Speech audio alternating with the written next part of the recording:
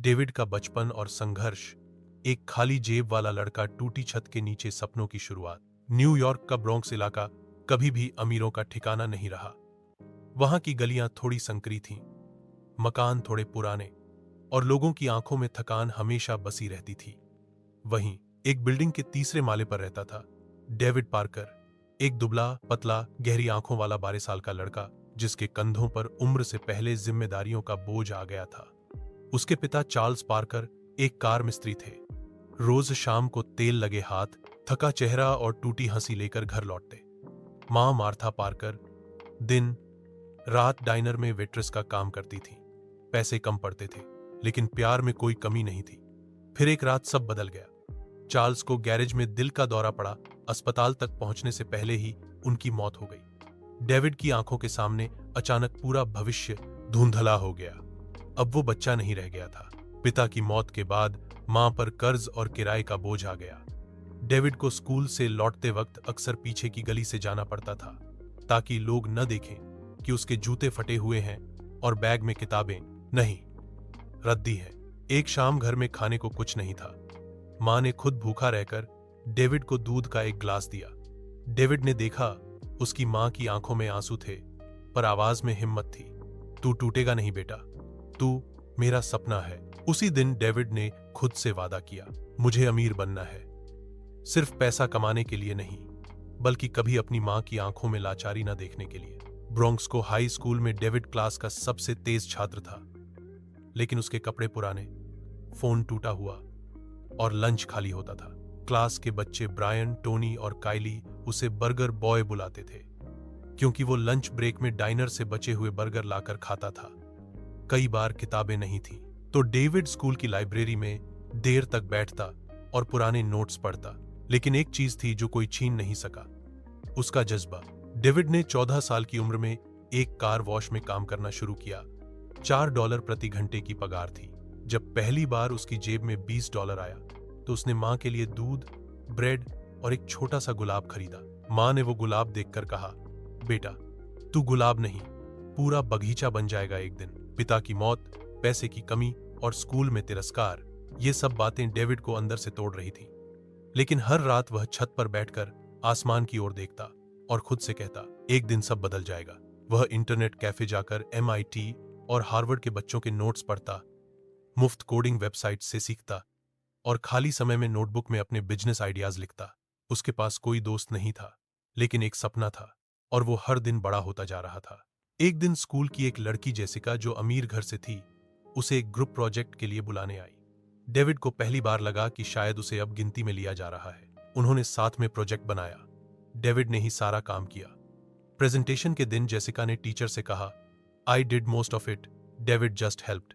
वो दिन डेविड की जिंदगी का सबसे बड़ा सबक था। कभी किसी की चमक से अपना चेहरा मत रोशन करो, अपनी रोशनी खुद बनाओ।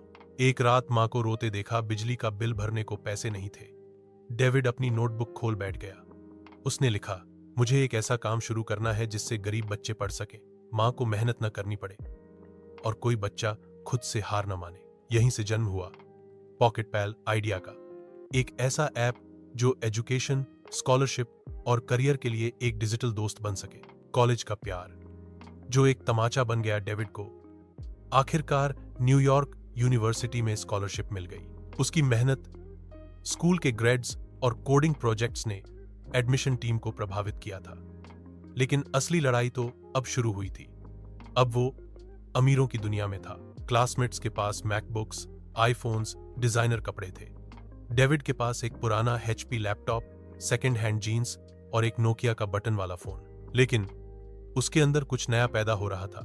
अब मैं किसी को जवाब नहीं दूंगा, मेरा वक्त देगा। एक दिन लाइब्रेरी में डेविड एक कोडिंग प्रॉब्लम से जूझ रहा था। तभी किसी की खुशबू आई, फ्रेश फूलों जैसी। उसने सिर उठाया। सामने थी जेसिका विल्सन। लंबे भूरे बाल, नीली आंखें, सफेद टी शर्ट में सादगी और स्टाइल दोनों। Excuse me, is this seat taken? David ने नजरें नीची रखी और धीरे से बोला, no, you can sit. Jessica ने मुस्कुराकर बैठते हुए कहा, you look like you're building Iron Man's AI। David हल्के से मुस्कुराया। वो पहला इंसान था जिसने उसकी कोडिंग को कूल कहा। आने वाले हफ्तों में वो दोनों लाइब्रेरी में अक्सर मिलते। जेसिका बिजनेस पढ़ रही थी और उसे अपने एक फाइनेंस प्रोजेक्ट में मदद चाहिए थी। डेविड ने उसके लिए एक एक्सेल टूल बनाया जो उसके प्रोफेसर को बेहद पसंद आया। धीरे धीरे बातचीत कॉफी तक पहुंची, फिर पार्क वॉक और एक दूसरे की जिंदगी की कहानियों तक। जेसिका ने बताया वो एक फाइनेंसर की बेटी है, न्यूयॉर्क की अपमार्केट लाइफ से आई है। डेविड ने बताया वो ब्रॉन्क्स से है, पिता नहीं है, मां वेट्रेस है। कुछ देर के लिए जेसिका चुप हो गई थी।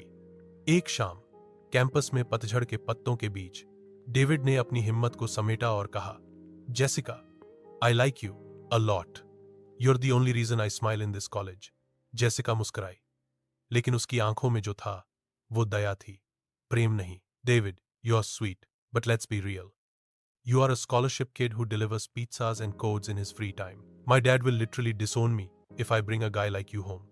डेविड का दिल वहीं टूट गया, लेकिन चेहरा शांत था। You used me for projects, but I loved you truly. Jessica ने हंसते हुए कहा, Oh please David, grow up. Not everyone from Bronx marries a Manhattan girl. David उस रात लाइब्रेरी नहीं गया, न कोडिंग की, न कुछ खाया। छत पर जाकर घंटों बैठा रहा, ठंडी हवा में, आंखें बंद और मुट्ठी भींची हुई। किसी के ठुकराए जाने का दर्द तब और गहरा होता है जब वो तुम्हें कमतर समझे। लेकिन डेविड ने उस दर्द को कमजोरी नहीं बनने दिया, उसने उसे ईंधन बना लिया।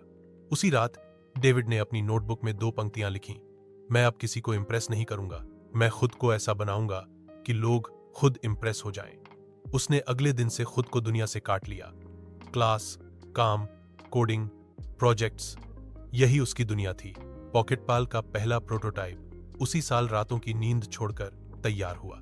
जब मां को जेसिका की बात का पता चला, उन्होंने डेविड को एक चिट्ठी भेजी, बेटा, जो लोग तुझे ठुकराते हैं उन्हें जवाब देने की जरूरत नहीं, उन्हें जवाब तेरी ऊंचाई खुद देगी, तू बस चलता रह, दुनिया एक दिन तेरा नाम याद रखेगी। डेविड ने मोहब्बत में ठुकराए जाने को अपना अंत नहीं, एक शुरुआत बनाया। अब उसकी आंखों में आंसू नहीं थे, बल्कि आग थी, सपनों को हकीकत में बदलने की आग।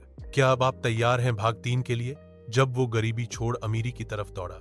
पॉकेट पैल की शुरुआत। अगर वीडियो अच्छी लगी हो तो लाइक करें, कमेंट करें और अपने दोस्तों के साथ शेयर करें। और अगर आप मेरे चैनल पर पहली बार आए हैं तो चैनल को सब्सक्राइब करना न भूलें। धन्यवाद।